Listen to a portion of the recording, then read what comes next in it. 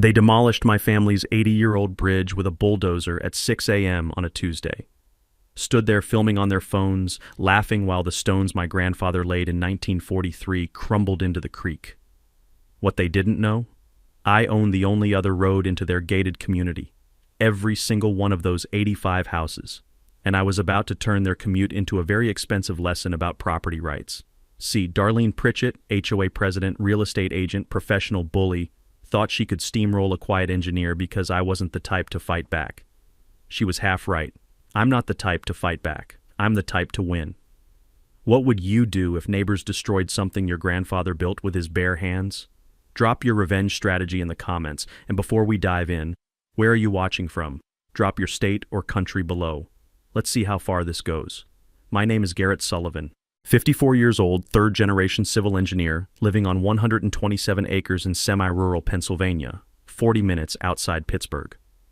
The kind of place where you wake up to creek water hissing over limestone instead of traffic noise. Where your morning coffee comes with the smell of wet oak leaves and diesel from a Dodge pickup that's older than most marriages. The property's been in my family since 1938. My grandfather, Pop Sullivan, bought it during the Depression and built everything himself, including, in 1943, a stone and timber bridge over Blackwater Creek. It connected our land to Old Mill Road, the only route back then to 4 family farms. That bridge wasn't some weekend project. Pops pulled foundation stones from the creek bed, milled the timber himself, forged the iron brackets at the town blacksmith. It took him 8 months. I learned to fish under it as a kid. Helped my dad replace planks when I was 16. Every time I drove over it, gravel crunching under my tires, I heard Pops' voice. Build something right, it outlasts you. I'm semi-retired now, consulting gigs, some land lease income, widowed 2 years ago, daughter in Oregon, quiet life. The bridge was the last thing I had from Pops. Then, 18 months ago, a developer built Meadowbrook Estates on the old Kowalczyk farm. 85 homes, $600K and up.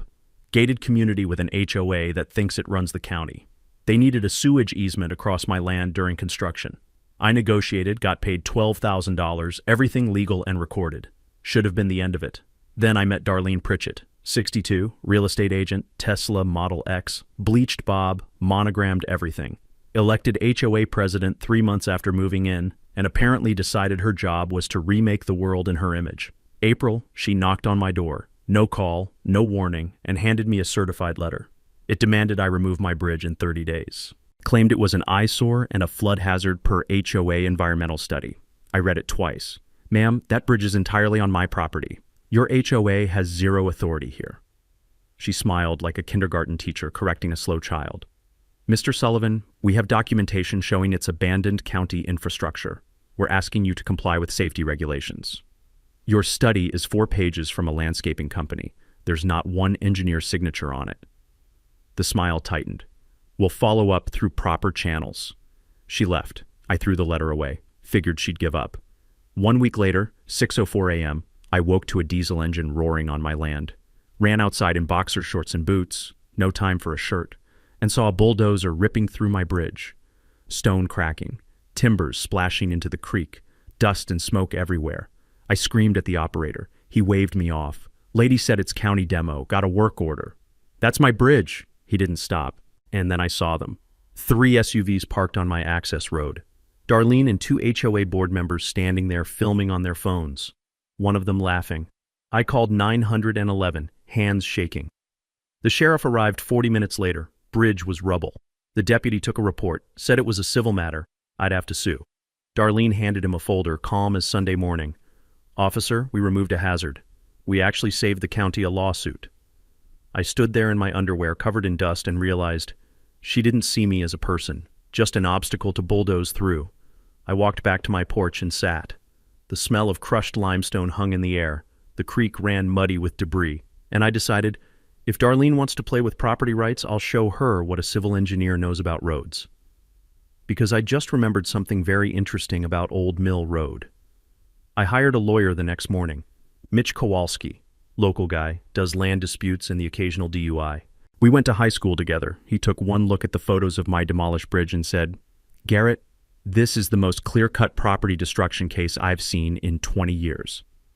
We filed 2 things, an emergency injunction to prevent further damage and a lawsuit for $78,000 in damages. That number wasn't random.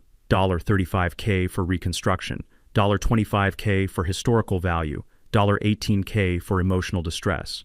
The sheriff's report was frustratingly vague. Civil matter, no clear criminal intent. But the county building inspector confirmed what mattered. The bridge was 100% on my property, fully legal, and Darlene's crew had 0 permits for anything. Then Darlene's lawyers tried to get clever. They filed a counterclaim arguing my bridge had been in public use for 80 years. People drove over it to access Old Mill Road, so it should have become county property by now, something called adverse possession. When Mitch read their filing, he actually laughed out loud. Garrett, they clearly didn't do their homework. Why not? Because adverse possession only works if the real owner abandoned the property or stopped maintaining it. You've got 30 years of receipts for bridge repairs in your filing cabinet.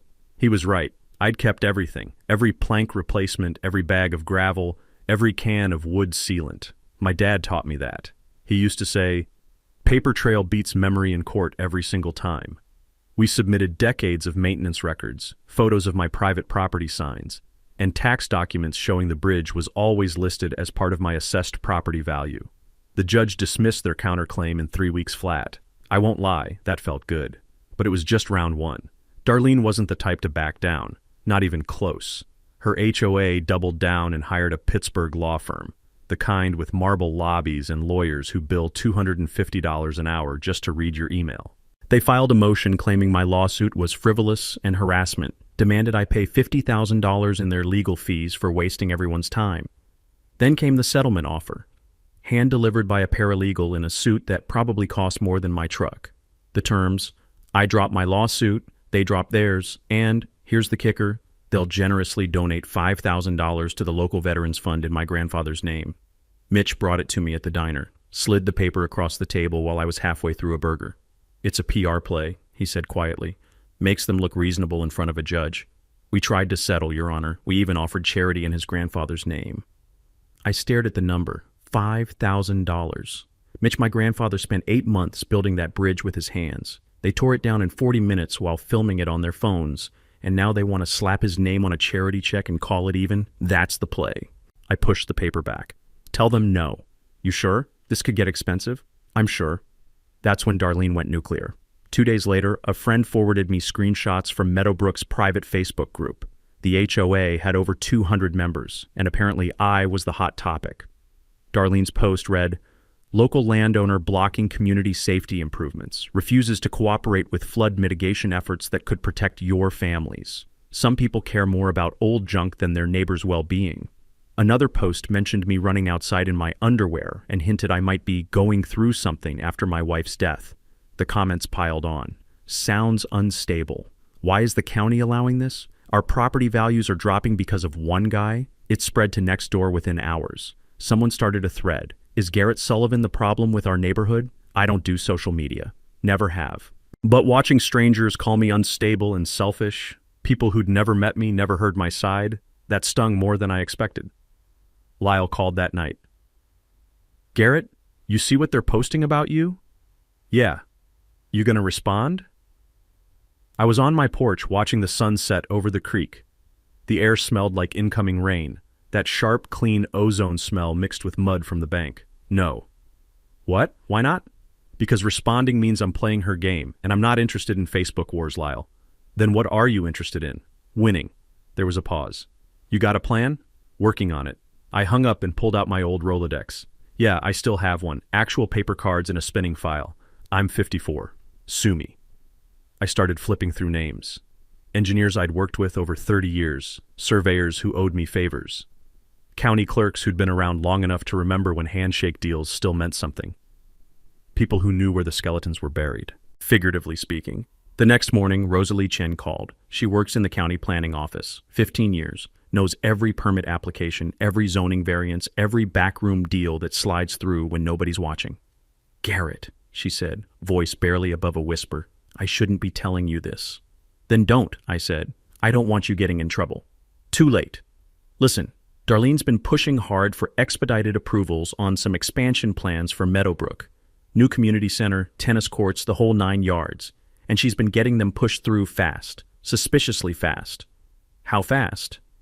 90-day reviews getting done in 3 weeks. And here's the thing. Commissioner Todd Grisham is the one signing off on everything. I wrote the name down. Should I know him? He's Darlene's boyfriend. They bought a vacation condo together in Florida last year. Public record. Both names on the deed. I stopped writing. You're telling me a county commissioner is fast-tracking permits for his girlfriend's HOA? I'm telling you that property records don't lie. What you do with that information is up to you. Rosalie, I owe you dinner. Just be careful. These people have friends in high places. I hung up and smiled for the first time in days, because people with friends in high places always make the same mistake. They think they're untouchable. And when you think you're untouchable, you get sloppy. I spent the next 2 days at the county clerk's office pulling every file I could find. Property records, easement agreements, utility right-of-ways, old survey maps from the 1940s that smelled like dust and yellowed paper. I'm a civil engineer. I've spent 3 decades reading blueprints and legal descriptions that would put most people to sleep. But that day, I was hunting, and I found something big.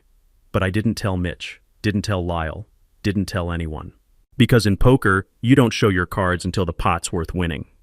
Mitch called me Friday afternoon. Darlene's lawyers are pushing for a hearing next month. They want the judge to dismiss your case entirely and award them legal fees. Let them push. Garrett, you sound way too calm for someone about to get hit with a $50,000 judgment. I was standing at my window looking toward Meadowbrook in the distance. You could barely see it through the trees, but the streetlights were starting to flicker on as dusk settled in. Mitch, I need you to trust me on this. Trust you on what? Just keep filing motions, keep them busy. I'm working on something. Working on what? I smiled. Insurance.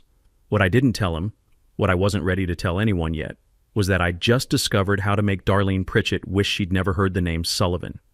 It all came down to one beautiful, legal, completely ironclad word, easement. I spent the next week buried in county records like a detective in a bad noir film. Except instead of whiskey and cigarettes, I had coffee and 3-ring binders that smelled like 1987. 3 full days at the clerk's office.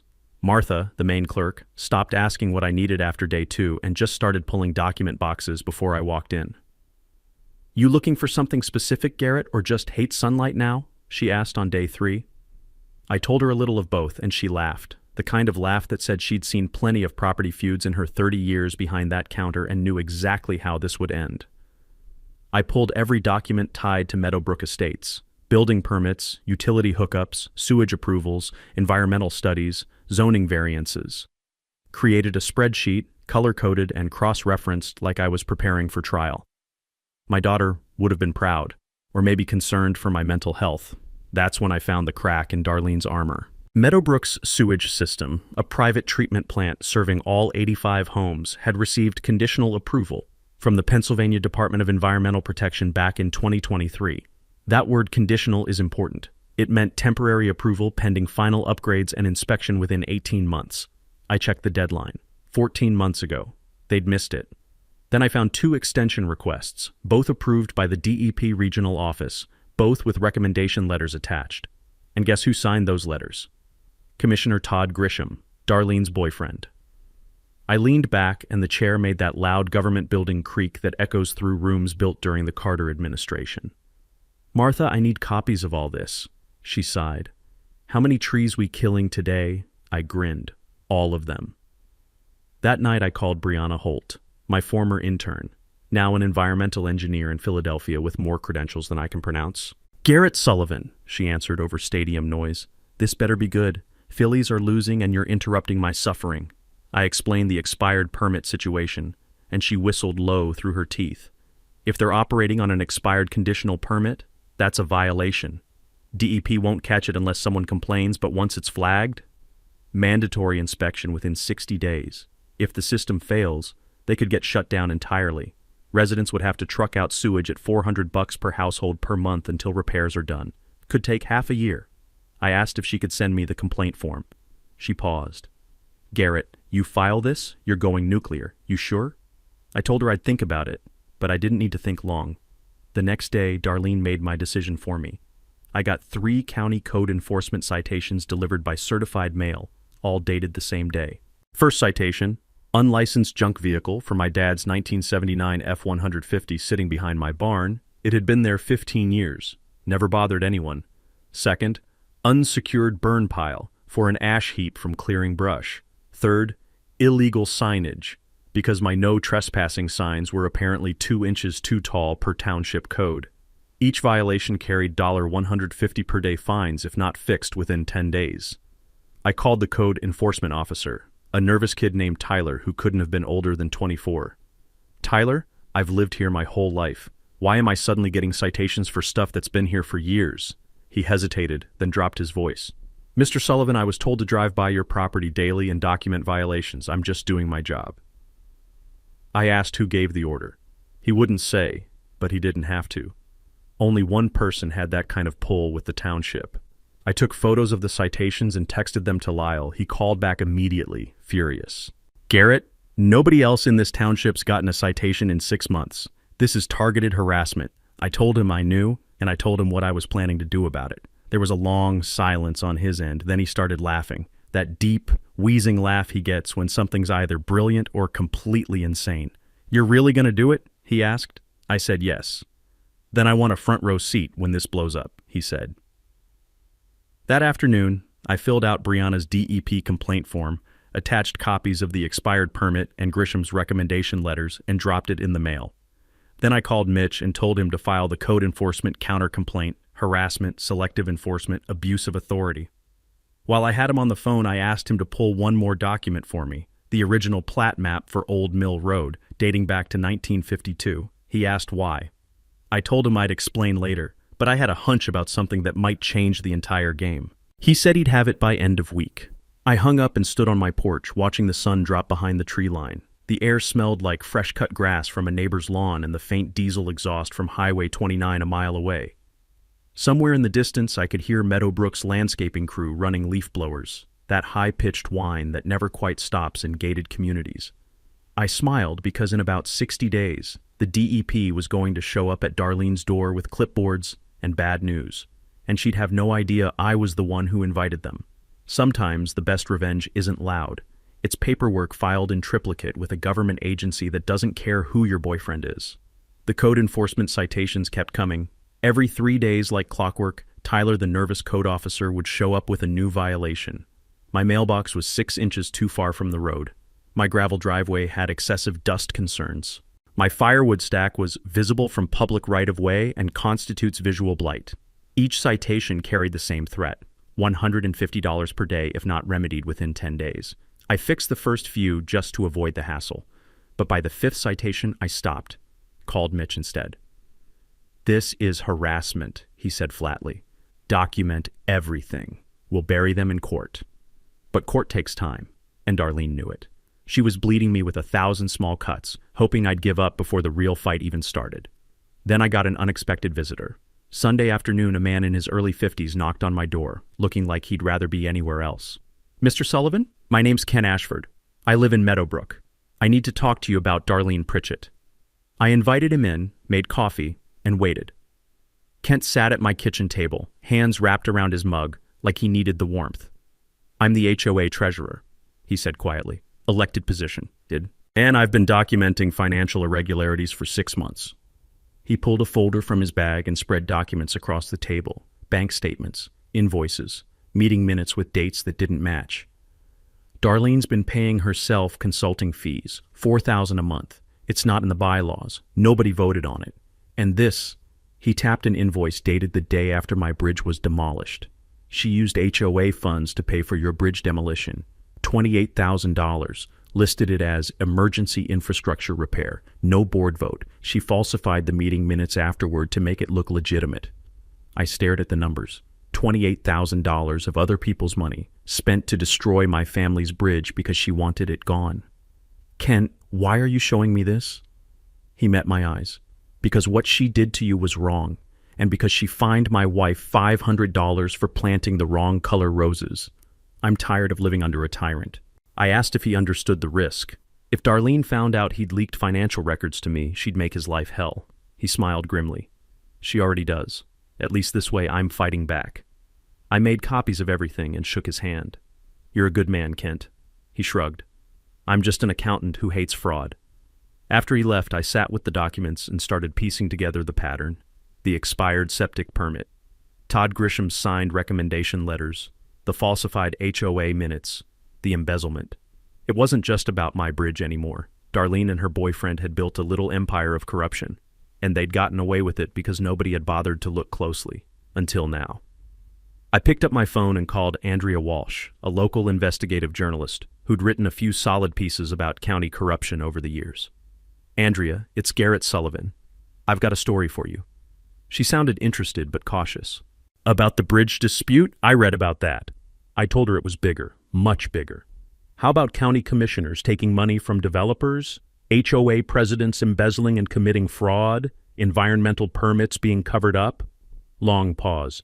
"Mr. Sullivan, if you're serious, I need documentation." I told her I had 400 pages of it. "When can we meet?" she asked. We met the next day at a diner halfway to Pittsburgh. I brought the binder. She brought a recorder and a legal pad. For 2 hours, I walked her through everything.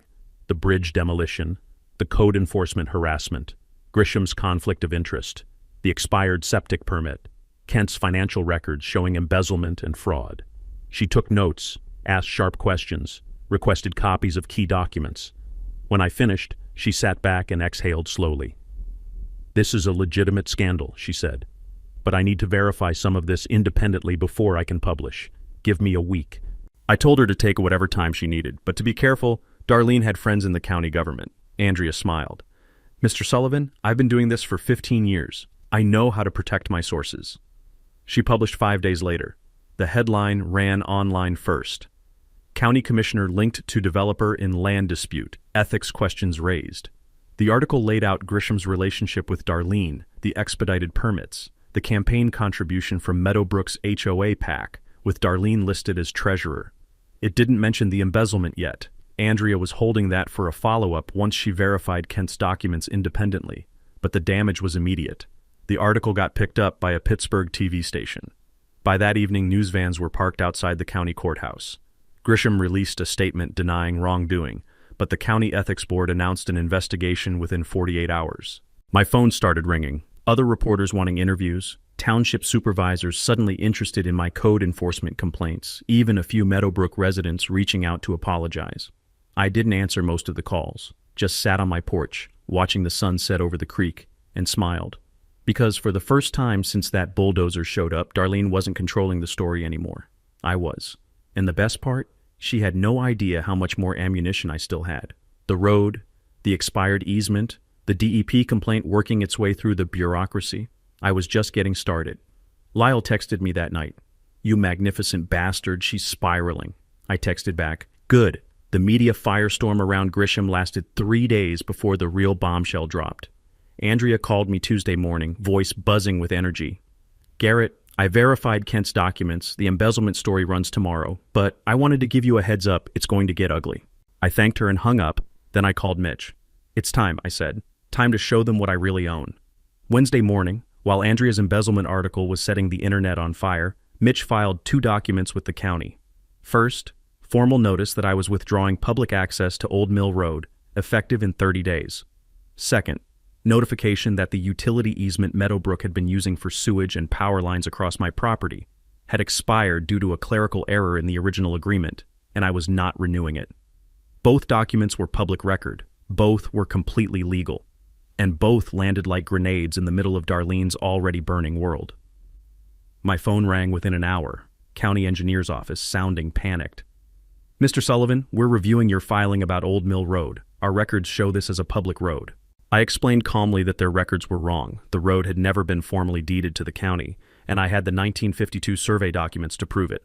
Long silence on the other end, then the sound of papers shuffling frantically. "Sir, if you close that road, Meadowbrook Estates loses its secondary emergency access route. Fire department response time would triple during rush hour." I told him that wasn't my problem. I was simply exercising my legal rights as a private property owner. He said he'd need to escalate this and hung up so fast I heard the phone rattle against the receiver. Then the calls started flooding in. Fire chief, township supervisors, county planning director, everyone suddenly very concerned about public safety and emergency access and community welfare. I gave them all the same answer. The road is private, always has been, and I'm within my rights to restrict access. If Meadowbrook wants continued use, they're welcome to negotiate an easement agreement at fair market rates. One supervisor actually sputtered, "But Mr. Sullivan, you can't just—" I cut him off politely. "Actually, sir, I can. Check the deed records." By noon, the story had leaked to reporters. Andrea called again, barely containing her excitement. "Garrett, is it true you own the only alternate route into Meadowbrook?" I confirmed it. She laughed, that sharp, disbelieving laugh journalists get when a story gets better than they imagined. "This is incredible. They destroyed your bridge and you own their backup road? That's almost poetic." I told her it gets better. Their sewage and power easement had also expired, meaning they'd been running utilities across my land illegally for months. She asked if I was really going to cut off their access. I said I hadn't decided yet, but fair compensation for use of my property seemed reasonable. "What's fair compensation?" she asked. I leaned back in my chair, heard that satisfying creak of old wood. A rebuilt bridge would be a good start. The panic inside Meadowbrook was immediate and total. Emergency HOA meeting called for Thursday night. Kent texted me updates in real time, residents shouting, some demanding Darlene resign, others talking about lawsuits, a few already calling real estate agents to list their homes before property values tanked. The meeting recording leaked to me by Friday morning, probably from 3 different sources. I sat in my truck in the driveway listening to it, windows down, afternoon sun warm on my arm, and the smell of cut hay drifting in from a neighbor's field. Darlene's voice came through shaky and defensive, trying to calm 85 panicking homeowners. "This is a legal technicality. Our lawyers are handling it. There's no real threat." But a resident cut her off, voice shaking with fury. "You told us everything was handled. Now we find out our president embezzled HOA funds and we might lose sewage service?" Another voice, older and frightened. "My mother is 78. What happens if there's a medical emergency and ambulances can't get through because you pissed off the wrong neighbor?" Darlene had no good answers, just stammering excuses and empty promises. And me? I sat on my porch that Friday evening, watching the sun sink behind the trees, the sky going orange and purple like a bruise, the creek making that gentle rushing sound it always makes when the water's high.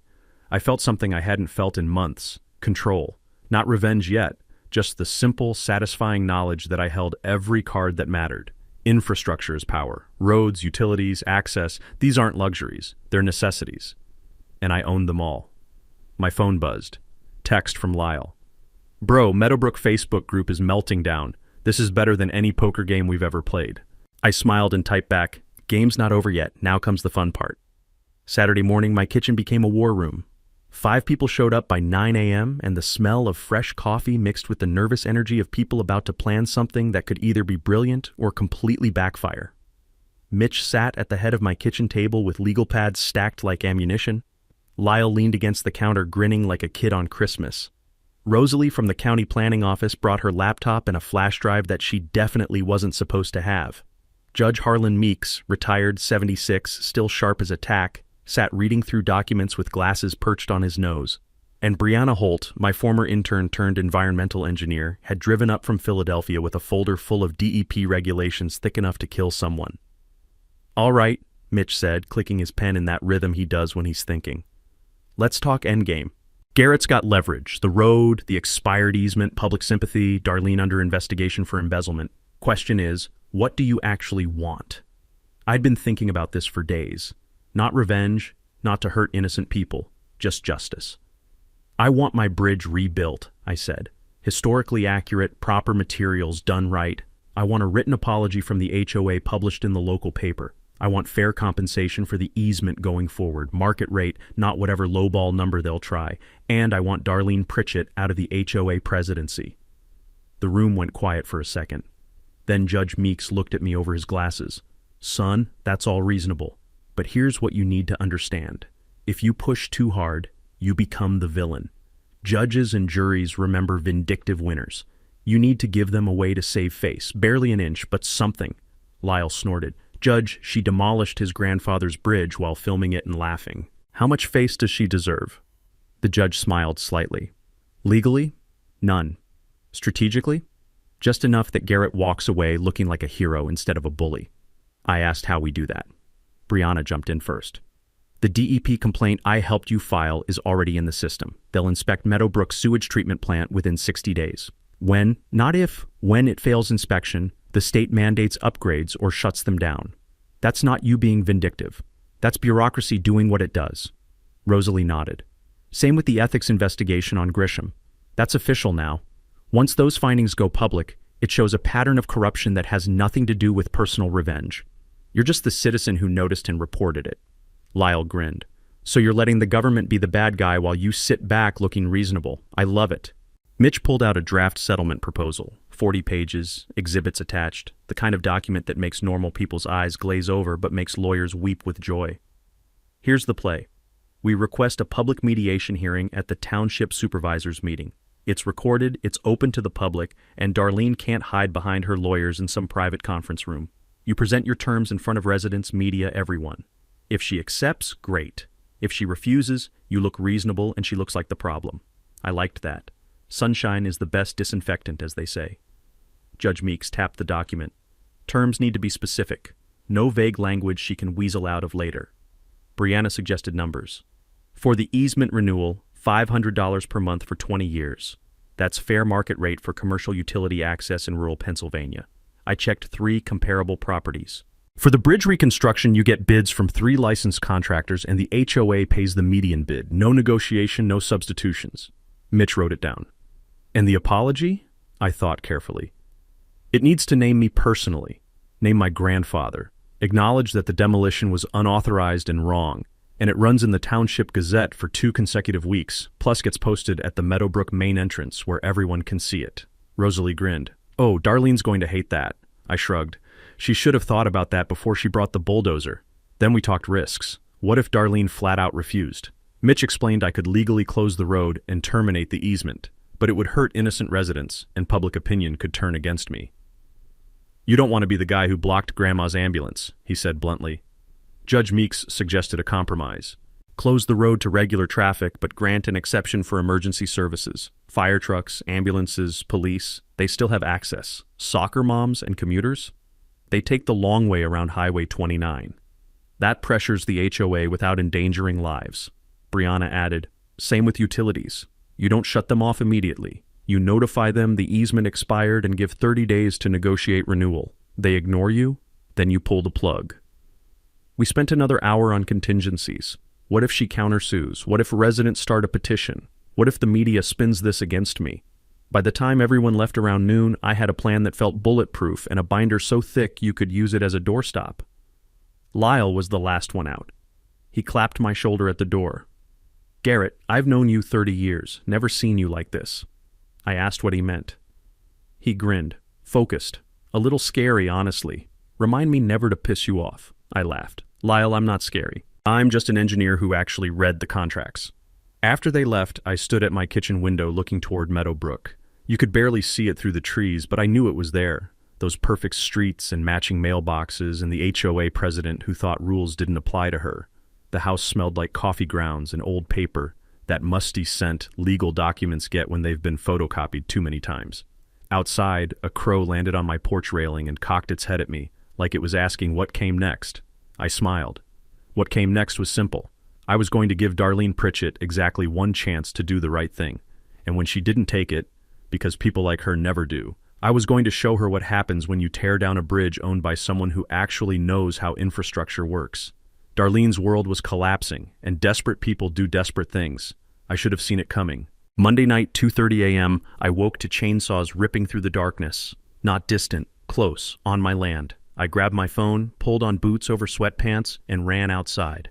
2 men I'd never seen were cutting down oaks along Old Mill Road's boundary, dropping 60-year-old trees across the road in clouds of sawdust.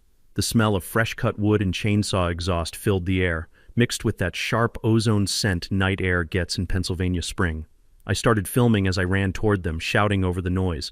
This is private property. What the hell are you doing? The guy running the chainsaw looked up, saw me, yelled something to his partner. They dropped tools and sprinted for a white rental pickup.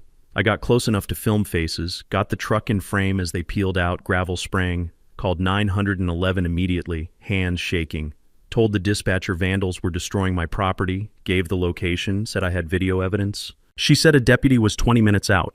I walked the damage with my phone flashlight. 4 trees down, 2 completely blocking the road, 2 more halfway cut and leaning dangerously. If I hadn't woken up, they'd have finished and Old Mill Road would have been impassable for weeks.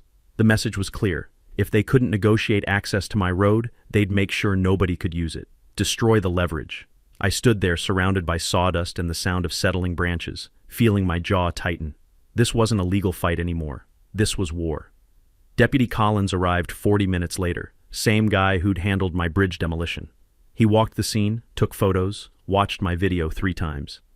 "Garrett, this is criminal mischief minimum, possibly conspiracy. You pressing charges?" I asked if he could ID them from the footage. He zoomed in on a frame showing the truck's rental company logo. "I'll run it down." Then he pointed at something I'd missed, a work glove dropped in the rush to escape. He bagged it. "Might get prints. Watch your back, Garrett. You've made enemies." Collins called the next morning. "Ran the rental. Paid for with a credit card belonging to Marcus Pritchett." I asked who that was. "Darlene Pritchett's son, 29, works in her real estate office." There it was. I asked if we could charge him. Collins hesitated. "We can prove he rented the truck, that's it. Unless one of those guys testifies Darlene ordered it, we can't tie her directly." I asked his advice. "Honestly, save it. If you press charges now, it becomes a criminal case, ties up your civil suit for months. But as leverage in negotiations, it's dynamite."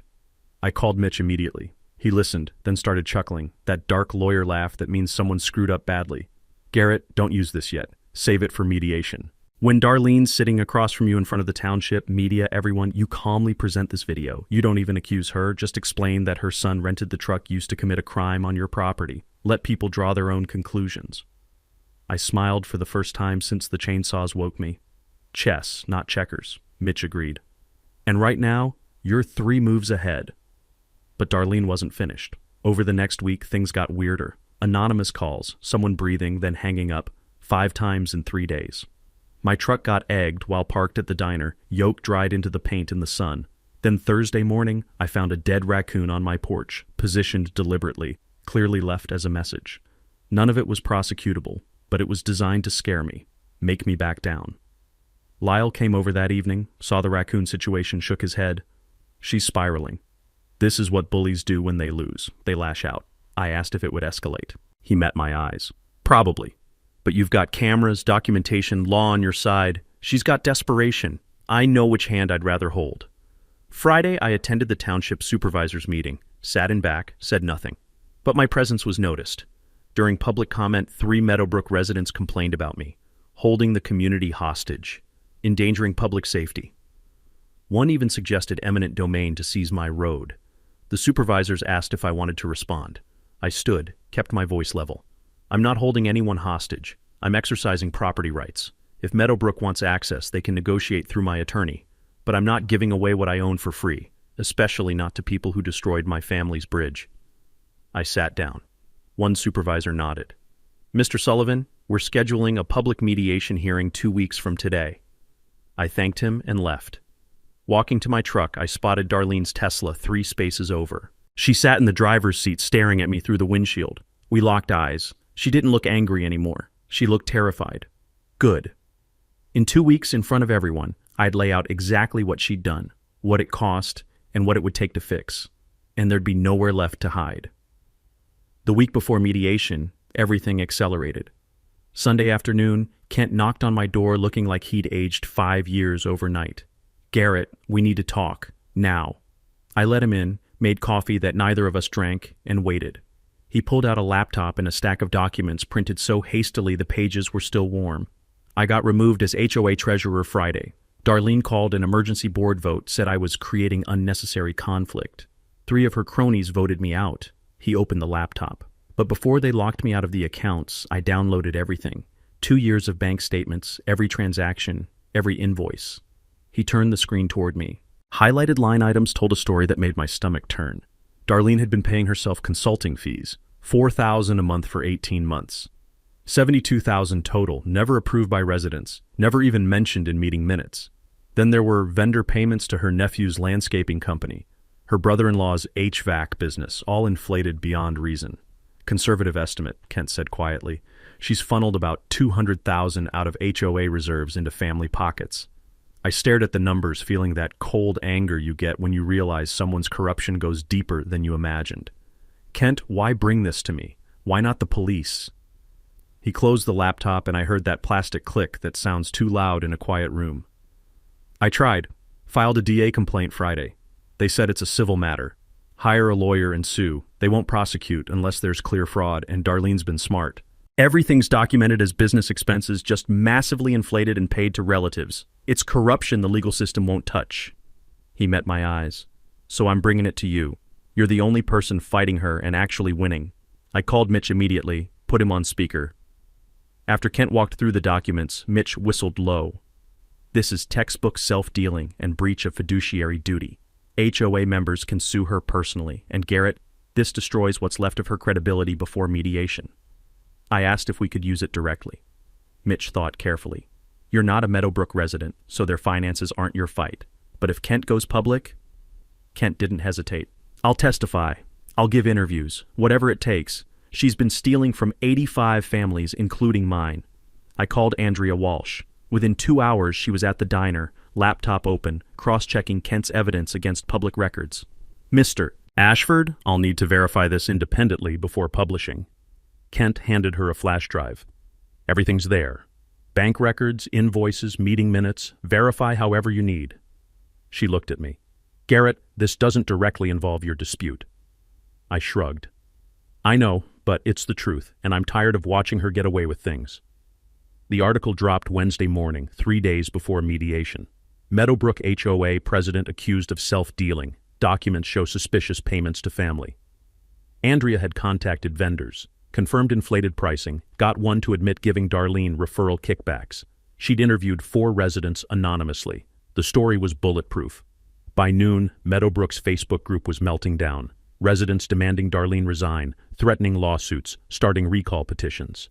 The DA's office suddenly decided to review the matter. And Darlene? Complete silence. No statement, no defense. Her office voicemail full. Social media dark. Thursday night, Kent texted, emergency HOA meeting, board voting on Darlene's removal. FYI. I didn't attend. Wasn't my place. But Kent sent updates. 70 residents packed the room. Darlene tried defending herself, claimed payments were standard practice and approved by previous boards. Nobody bought it. The board voted 4-1 to remove her as president effective immediately. Then residents voted to suspend her membership pending a full audit and potential legal action. Kent's final text. She walked out, people shouting the whole way to her car, "It's over." I sat on my porch reading those texts as dusk settled. The air smelled like coming rain, that heavy, electric smell that makes your skin tingle. The creek was running high, making more noise than usual, and in the distance I heard a dog barking at something only it could see. My phone rang, Lyle laughing. "Did you see? She's finished. They're talking criminal charges. And mediation's Friday, she's showing up with nothing." I told him I'd heard. He kept going. "Garrett, you won. She's destroyed." But that's not how it felt. Winning wasn't about destroying Darlene. It was about getting what I was owed. And I wasn't owed her humiliation. I was owed a bridge. I called Mitch. Friday's mediation, I want to be clear. I'm not going there to gloat or twist the knife. I'm going to get my bridge rebuilt and move on with my life. Long pause on his end. Garrett, you're more generous than she deserves. But don't give away too much. She still owes you everything. I watched the sun disappear behind the tree line, turning the clouds the color of a fresh bruise. Mitch, I know what she owes, but I also know Pops wouldn't want me winning by being cruel. He'd want me winning by being right. Mitch chuckled softly. All right then, see you Friday. Let's finish this. Friday night, 7 p.m., the Township Municipal Building was packed beyond capacity. Fire marshal limit was 150. At least 200 people crammed inside, standing along walls, sitting in aisles. The air smelled like burnt coffee and nervous sweat and that old building mustiness government offices get. 3 TV crews. Live stream running with over 5,000 watching. I sat at one table with Mitch. Across from us, Darlene and a lawyer who looked fresh out of law school, probably the only one willing to take her case. She looked diminished. Hair not perfect. No Tesla keys. No monogrammed anything. Just someone who'd run out of road. Supervisor Chen spoke first. This mediation addresses the dispute between Mr. Garrett Sullivan and Meadowbrook Estates HOA. Mr. Sullivan requested this hearing. Please proceed. I stood. Didn't need notes. I'd lived this story for 2 months. Supervisors, neighbors, media, thank you for being here. I'll keep this simple. I clicked Mitch's laptop. Photos appeared on the screen. My bridge before demolition, 80 years old and solid. April 16th, 6:04 a.m. Meadowbrook HOA President Darlene Pritchett ordered this bridge demolished. built by my grandfather in 1943, on my property, fully legal, destroyed without permission, without permits, without authority. Next photo. The bulldozer mid-demolition, Darlene and board members visible in background with phones. Here they are watching and filming. One is laughing. The room went silent except for camera shutters. I clicked through Facebook screenshots. After destroying my bridge, Miss Pritchett called me unstable on social media, claimed I was blocking safety improvements. Next, code enforcement citations.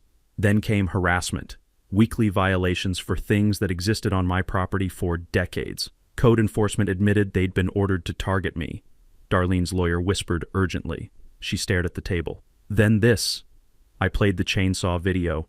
Men cutting trees at 2:30 a.m., fleeing when confronted. Sabotage attempt. Sheriff traced the rental truck to Marcus Pritchett's credit card, her son. Murmurs rippled through the crowd. Darlene went pale. I haven't pressed charges because I'm not interested in revenge. I want justice. I turned off the projector and faced the room directly. During this fight, I discovered something. I own Old Mill Road, the private road that's Meadowbrook's emergency access. I have the 1952 deed, their utility easement for sewage and power, expired 14 months ago due to their clerical error. They've been operating illegally. Several Meadowbrook residents looked sick. I could close that road tomorrow, terminate utilities. Legally, I'd be within my rights. I paused. But I won't, because that punishes innocent people. And they're not who I'm angry at. I pulled out papers. Here's what makes this right. Meadowbrook pays $78,000 for bridge damages. They fund reconstruction. Historically accurate, about $120 total. Written apology published in the Gazette for 2 weeks. New easement, $500 monthly for 20 years, plus free emergency vehicle access because I'm not cruel. And all harassment stops. No more weaponized code enforcement. No more sabotage. No more attacks. I looked at Darlene. You thought you could bulldoze a quiet engineer because I wouldn't fight back. You were half right. I didn't fight back. I fought smart. Read the deeds, pulled the permits, documented everything. My voice dropped. My grandfather spent 8 months building that bridge with his hands. You destroyed it in 40 minutes while laughing. So here's what happens. Meadowbrook accepts these terms, or I close Old Mill Road Monday and terminate utilities in 30 days. The room erupted. Reporters shouting, residents yelling questions. Chen gavelled for order. After a chaotic minute, he called 15-minute recess. Darlene and her lawyer huddled in the corner. I sat down, hands steady for the first time in weeks. When we reconvened, Meadowbrook's interim board president, a nervous accountant named Patterson, stood. Mr. Sullivan, the interim board has reviewed your terms. We accept. All of them. We'll have formal documents prepared by Monday. He looked at Darlene with something like disgust. And on behalf of the community, I apologize. What happened to your bridge was wrong. What happened after was worse. We'll make it right. Supervisor Chen nodded. Miss Pritchett, do you have anything to add? She stood slowly, face blank. For a moment, I thought she might apologize. Instead, she said quietly, I acted in what I believed were the community's best interests. That was it. No apology, no acknowledgement, just deflection. Chen's expression hardened.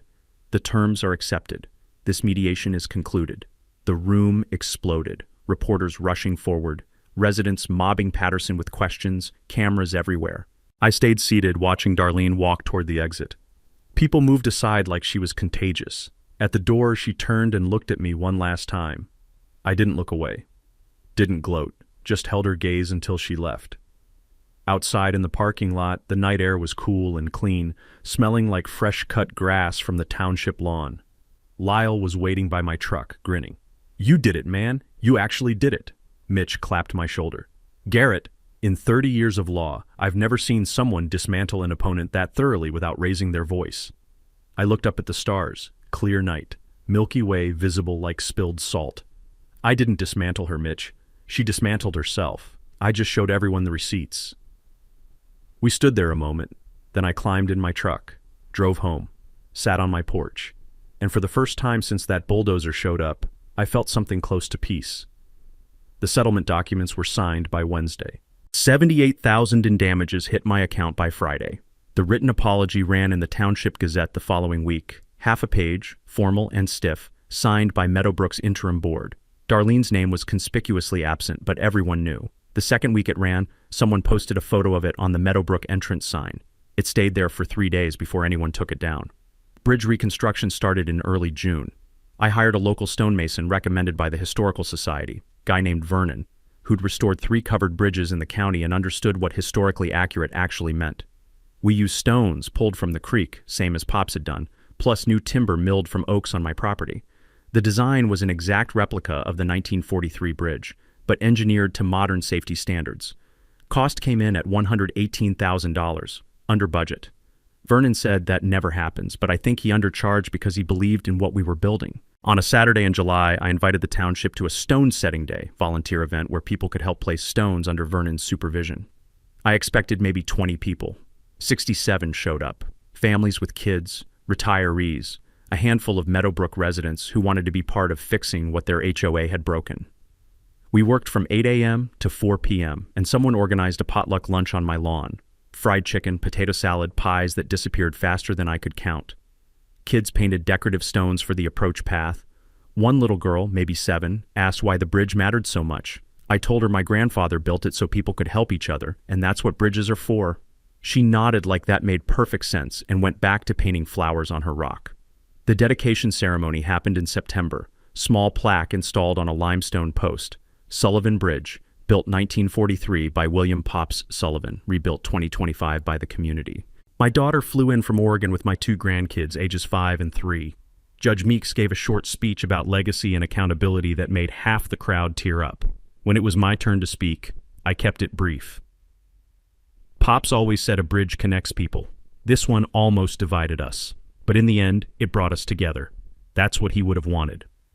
My granddaughter ran across the bridge laughing, and that sound, her joy mixed with the creek rushing below and the smell of fresh oak planks, that was the moment I knew we'd done it right. The bigger impact came later. I established the Pops Sullivan Trade Scholarship, annual $5,000 award for local high school graduates pursuing civil engineering, construction trades, or skilled labor. Funded it with $100,000 from the settlement in my savings, set up as a perpetual trust. First recipient was Kent's daughter, 17, wants to be a surveyor. At the award ceremony, she told me her dad talks about integrity now, about standing up when things are wrong. Said watching him help me gave her courage to speak up about things she sees. That hit me harder than I expected. Meadowbrook reformed too. New board, elected by residents, implemented transparency rules, monthly financials published online, all votes recorded, independent audits annually. Several residents thanked me personally. You saved us from worse corruption down the line, one said. I didn't feel like a savior, just felt like someone who'd refused to let a bully win. The county updated permit tracking systems after my case exposed how things had slipped through. Old Mill Road got an official historical marker from the township. And Darlene?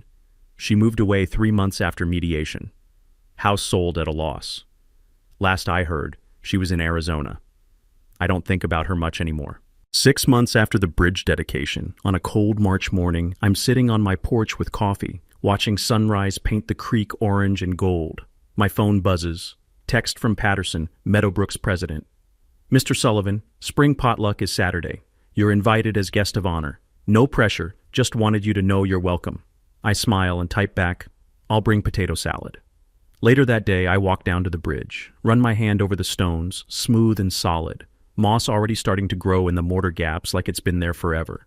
A pickup truck crosses, driver waves. I wave back. This is what Pops meant about building things that last, not just the stone and timber, the connections, the trust, the knowledge that when someone tears something down, a community can choose to build it back better. Now here's my question for you. Have you ever dealt with an out-of-control HOA, a corrupt board, or a neighbor who thought they were untouchable? Drop your story in the comments.